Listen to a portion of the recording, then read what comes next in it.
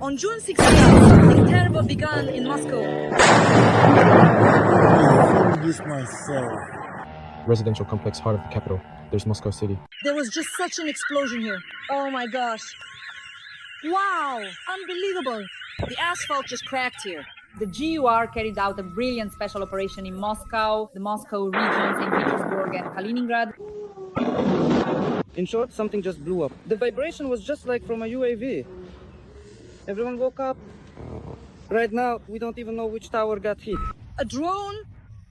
Yeah, right over the checkpoint. The Kremlin is in a panic. Putin urgently convened the Security Council. From such a powerful blast wave, it just blew the clothes right off. I was in shock. There were no thoughts in my head at that moment. I immediately ducked down because I realized something had hit. A drone is flying somewhere above me. Right next to me. It's flying in there. Do you hear it? The drone is somewhere over there. Look, look, look. The AFU are attacking the enemy's tactical and strategic aviation at the airfield in the Voronezh region, a drone manufacturing plant in Tatarstan. My ears! And they are carefully carrying out a sophisticated air defense system, moving it feet first from a military installation located in the occupied region of Crimea. This is insane! June 16th, friends, and this is a sensation. The Kremlin is in a panic. Putin has urgently convened the Security Council. The thing is, the GUR has carried out a simply brilliant special operation in Kaliningrad. The GUR attacked an energy facility in Russia's Kaliningrad. Enterprises of the Russian Federation's military-industrial complex have been left without power.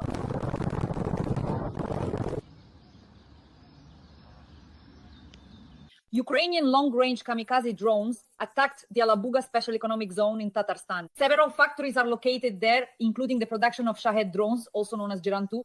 Stop! There. Something's about to hit right here. Damn it. Yes. Boom! Bada boom! Everything is on fire.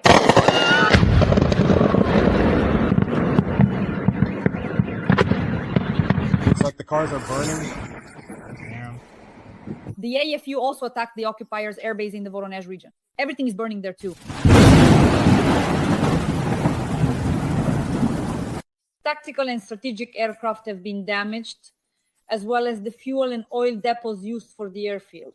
And the most interesting and important thing is that Israel destroyed a factory in Iran that produced Shaheds and other drones. Just boom, bada boom, everything is burning.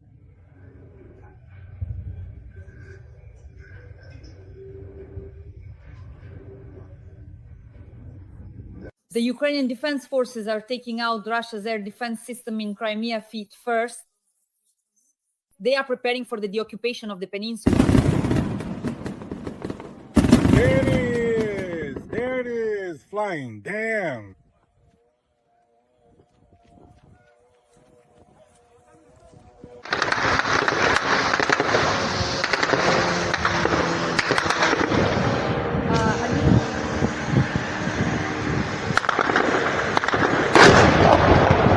Video has appeared showing the crash of a Russian Su-25.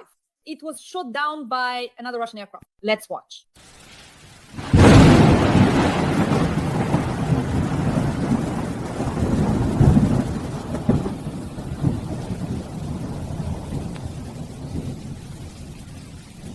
Friends, please like this video. Subscribe to my YouTube channel, Dasha Shastlivaya. Write a few kind words in support of Ukraine in the comments, and also let us know where you're watching from, your location. We work for an audience all over the world, so every like, comment, and subscription from you is priceless. Like, comment, subscribe, and let's go. Guys, there was nitrogen burning there, and shooting could be heard there. You can hear shots being fired, and right now it's really scary, and how can I put it? You can hear the sounds of shooting over there, and this is nitrogen. I filmed the drone. Friends, this is the most important news of the day. The GUR attacked an energy facility in Russia's Kaliningrad. It is reported that during the night, agents drained the coolant from a transformer and set the facility on fire. As a result of the fire, the infrastructure was severely damaged. Almost all facilities of the Russian military-industrial complex and army have been left without power. Let's take a look at this footage.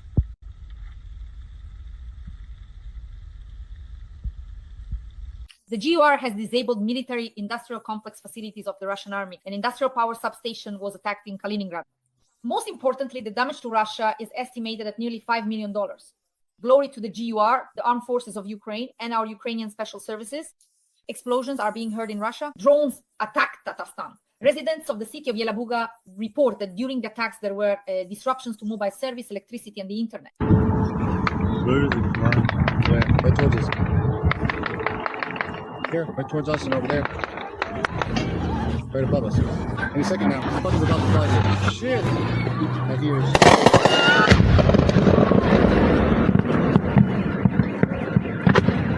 From the very early morning, 2 airports in Tatarstan, Kazan, and Nizhnekamsk imposed restrictions on arrivals and departures.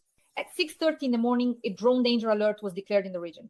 According to locals, drones were seen in Chistopol and Yelabuga. In Yelabuga, there is a Russian military factory that was built in 2023 in the special economic zone, Alabuga. Among other things, they manufacture strike drones there. So once again, we attacked the drone manufacturing plants in Alabuga. Boom, para boom. Let's take a look.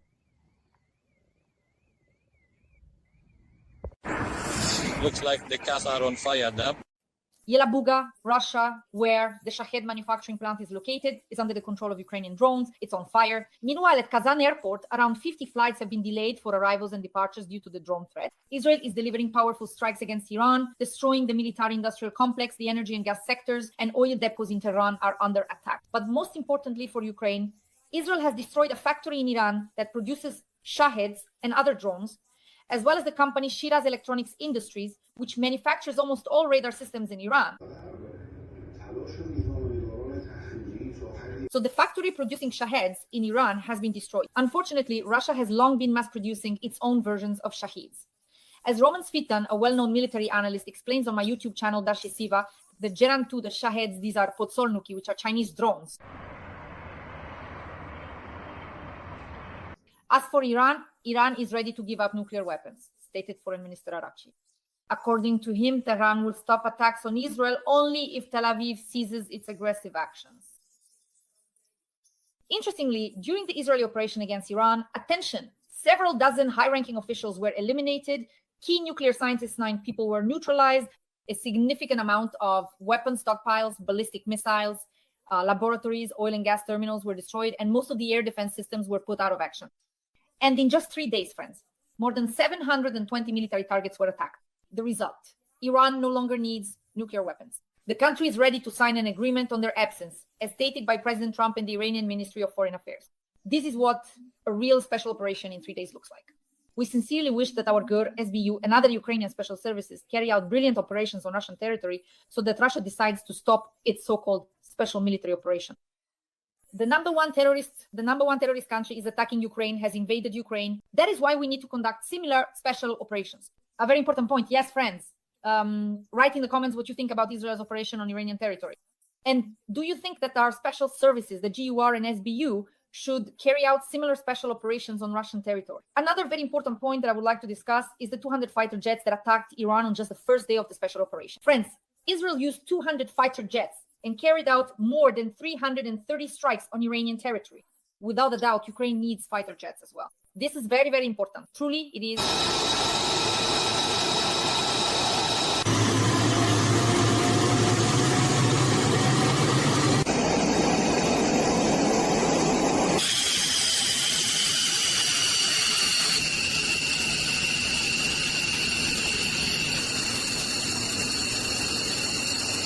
Every voice matters. Join our community, support independent journalism and help us bring you the truth from Ukraine.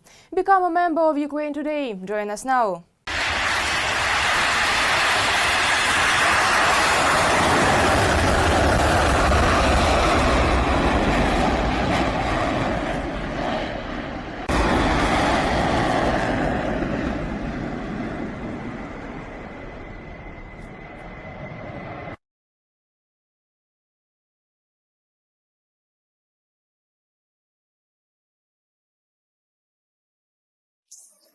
The Ukrainian army is taking out Russia's air defense system in Crimea feet first. We are preparing for massive missile strikes by Ukrainian Neptunes and other missiles on the territory of temporarily occupied Crimea. We are getting ready for the deoccupation of the peninsula. And a new video has surfaced showing the crash of a Russian Su-25 near Soledar. It was most likely shot down by a Russian aircraft. Let's take a look at this footage.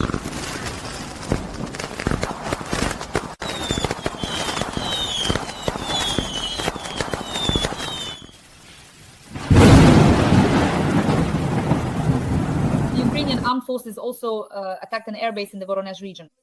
Aircraft and the runway were damaged. And certainly the oil depots at the base, which are used for Russian aviation. Let's take a look at this footage. There was a missile strike, as a result of which it is completely on fire. Also,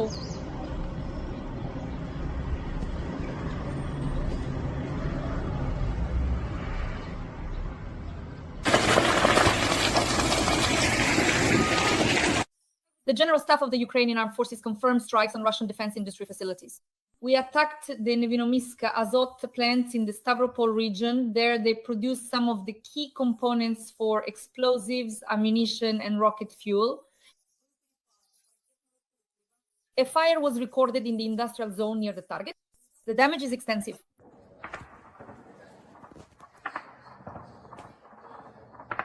Guys, the Azot plant is on fire over there, and you could hear gunfire. You can hear shots being fired, and right now it's very scary. How can I put it? You can hear the sounds of gunfire there, and this is nitrogen. Well, the most interesting news is that the Ukrainian subsonic ballistic missile is now in the stage of preparation for mass production. President Zelensky commented on the statements made by media experts. The subsonic missiles are not something new. Successful tests were conducted much earlier. Currently, work is underway to enable mass production. So an important event at the start of this week is the G7 summit in Canada, to which President Zelensky has been invited. There, they will discuss the price cap on Russian oil. It needs to be lowered accordingly from $60 to $45 per barrel. However, unfortunately, the United States continues to resist lowering the price cap on Russian oil from $60 to $45 per barrel, according to Bloomberg. This reduces the chances that the G7 at the summit in Canada taking place from June 15th to 17th will agree on sanctions that could deal a serious blow to Russian budget revenues. The final decision rests with President Donald Trump. Diplomats have not yet lost hope for a unified position on lowering the cap, the agency sources said. However, so far, there are no signs of any change in the position that the United States presented at the G7 finance ministers meeting. So Donald Trump is playing into Putin's hands, and we understand this perfectly well. This week, according to Merkel, the European Union will definitely vote on a new package of sanctions. There, too, there will be reductions, yes, in the price cap on Russian oil. So the European Union wants to lower oil prices to $45. But without the United States of America, implementing this measure will be practically impossible because American insurance companies will simply continue to insure, accordingly, oil shipments above $60, and this won't work. That's why it's very important for Europe and America to act together. It's sad. This is fucked up. As for temporarily occupied Crimea, we are destroying Russian air defense systems there. The spokesperson for the Ukrainian Volunteer Army, Serhiy Brachuk, made a statement noting Israel's tactic destroying air defense systems first. And here's a simple parallel. Let's compare this to our Crimea, to what the Ukrainian defense forces are working on in terms of demilitarization. Absolutely right. They are taking out the Russian air defense system in our Crimea, feet first. So for what purpose? So that afterwards it will be possible to deliver more significant strikes on other targets.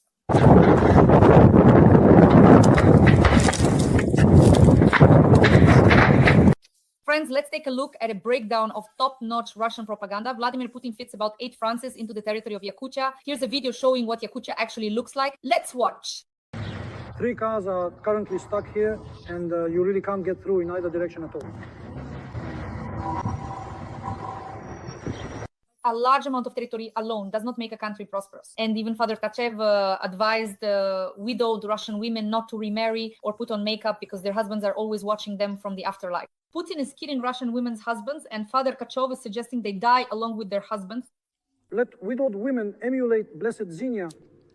Here is a woman who, having married once, never gave herself to anyone else a second time, never put on makeup again, buried her husband and buried her heart along with him, gave her soul and body to God, and became a saint who now helps everyone.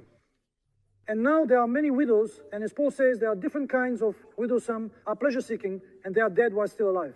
But those who remember their husbands feel somehow ashamed to give themselves to another man, because after all, there is no death. It's as if the husband is watching from the other world, and it feels shameful. After all, a blanket doesn't hide a person from the eyes of God or from the eyes of those living there. Do you know what's the scariest thing? The Bible says that a wife is released from the law of marriage if her husband dies, and she can marry another. But, as they say, there are already many widows in Russia, and there will be even more. I believe, of course, this is just my own personal opinion and perspective, that we really do need to officially announce mobilization. We need to carefully and thoroughly prepare at least 500,000 people in advance as a necessary precaution. In fact, we could really call up 1 million people if we wanted to, and begin the process of training them thoroughly and systematically. We would train them to understand and prepare for the reality that the war has already begun. This is not a hypothetical situation, but an actual event that is unfolding right now. We already know and recognize that it's the Third World War, but at this point in time, it has taken on a completely new turn and entered a new and different phase. And so that no one, absolutely no one, even considers or entertains the idea of playing games with us, attempting to manipulate or deceive us in the same way they have done with all the other countries around the world. And now, as we are seeing, even with Iran, believe me, it is absolutely essential and crucial that we all, every single one of us, need to to unite, to come together, to stand as one, to unite at every possible level, in every way we can. Nothing. That is, for the first time, the state has decided, I hope sincerely, to offer us a product that, all other things being equal, if it's convenient, we ourselves will switch to, well, probably the state should help a little with Telegram, either make its connection worse or maybe even ban it altogether, although I hope it won't come to that. Our generation, those of us living now and even fighting now, we are probably the first post-war generation who can truly appreciate what that victory cost. All those who went through Mariupol, all those who went through Volodar, all those who spent 9 months pushing the enemy out of the Kursk region, all those who know what it means to lose comrades, who know what it's like when from the settlements that are supposedly liberated, in reality, nothing is left. And we, like no one else, with our unique perspective, truly understand and appreciate this victory. And we know exactly what it takes to achieve it, but we have to reach it. So the most frightening ones are not those who are now shouting that Russians must be killed truly. No, the most frightening are those who are now 7, 8, and 9 years old. Because in 10 years, they will be complete scoundrels, having been taught from the very first grade, year after year, that they have an enemy who must be destroyed at all costs, and as a result, there will be no other feeling or emotion left inside them except for this hostility and animosity. If the current generation still has parents who lived through the Soviet Union, they might still be able to say something, perhaps in passing over dumplings, but for those who are now 7, 8, or 9, well, excuse me, that's hopeless. They will be the most frightening ones. We have never set territorial gains as an end in itself. And this is now being stated almost at the official level. If they had signed in 2022, they wouldn't have lost as much as they're guaranteed to lose today. Moreover, by being stubborn, Zelensky is essentially forcing us to move forward and consequently to take new territories. Not taking, but ensuring the security of our own territory by creating. In fact, we will find ourselves in a situation where we come to a certain territory, people there will trust us again, and we won't be able to leave that territory because then, well, you understand what will happen. Indeed, our population, our citizens, are demanding much tougher actions from us. It was very difficult for us to go to the second round of negotiations when, on the very day of our departure, Ukraine deliberately blew up a passenger train and civilians and children were killed. You see, sometimes a missile is launched at a military target, electronic warfare is activated, the missile is deliberately diverted, and it explodes, hitting a nearby house. This is part of war, it's a tragedy. Sometimes, when a missile is shot down, the debris falls on residential buildings and people die. That happens too. But it's terrible, but it's part of war. But when a passenger train is passing by, if I'm not mistaken, a double-decker one, you can see it from far away. It's a huge passenger train, and the person who blows up the railway and the highway does it manually, seeing this train, presses the button because the button was pressed manually and that is terrorism. This is not a train carrying tanks, it's not even a train with fuel. It's obvious that this is clearly a passenger train, and he intentionally and deliberately kills civilians on peaceful territory. Of course, after that, And that's what makes Russians angry. Yes. And of course, after that, citizens demand, we need to strike Kyiv, Lviv, with Oreshnik, enough negotiations. And it's very difficult for us in this regard. And here, this problem with air defense really arises. And today you raise the question, who? At Zelensky's, they really. Well, I also don't like that things are flying deep into our territory. I'm waiting for us to finally make systemic decisions, because I'll ask a simple question. Who is responsible for air defense inside the country? And we won't find an answer to it. Who should be responsible for making sure industrial facilities are protected? How is that even possible? How do we bring the legislation into order? Because, well, okay, if one of our air defense systems falls on some residential building, who will be held responsible for that? Does our law describe or allow for this? Do we need to go back to the Soviet air code? We need to go back. So we just need to take a look. We have the National Guard, which can brilliantly handle this task. If we give the guys everything they need right now... In order to stay in power forever, you need a constant, ever-present enemy, someone or something to oppose. You need a conflict, a war that on a personal level doesn't. But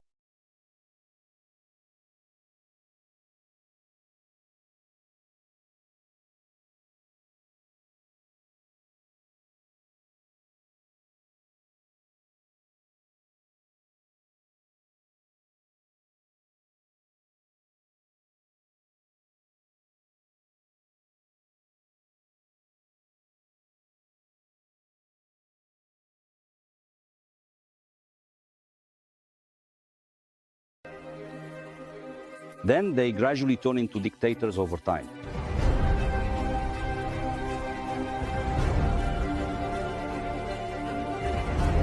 Friends, thank you for being with us. Please like this video, subscribe to my YouTube channel, Dasha Shaslivaya, and write a few kind words in the comments to support Ukraine and the armed forces of Ukraine.